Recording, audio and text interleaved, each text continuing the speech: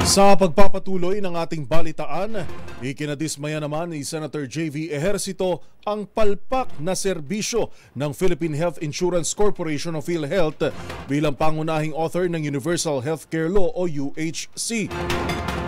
Hindi raw ikinatuwa ng senador ang nakikitang mababang coverage ng PhilHealth sa mga hospital bills ng mga pasyente.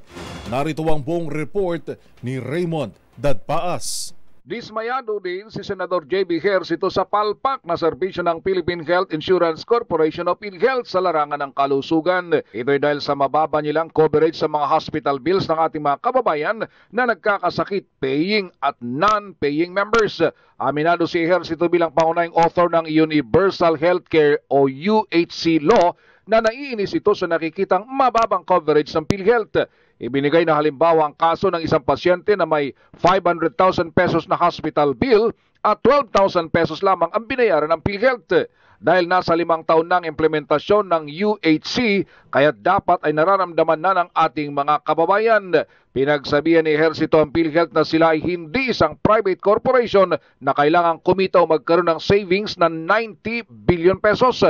Sila ay gobyerno na dapat ay ibigay ang serbisyo sa taong bayan. Nauna ng hiniling ni Ejercito na palitan na ang liderato ng PhilHealth dahil sa kapalpakan ng mga ito. Ang PhilHealth ay pinamumulan ngayon ni Ginoong Emmanuel Ledesma bilang Chief Executive Officer. So bakit pag umabot ng milyon o 500,000, ba't ang binibigay ng PhilHealth 12,000? Ano ba kayo? Private corporation? Tinitipid nyo? Eh dapat yan binibigay natin sa taong bayan.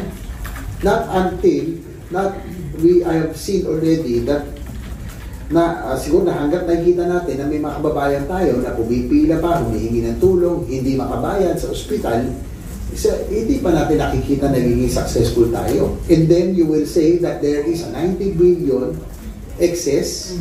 Diba? Para sa MBC TV Network News, ito si Raymond Dadpaas, una sa Pilipinas, una sa Pilipino.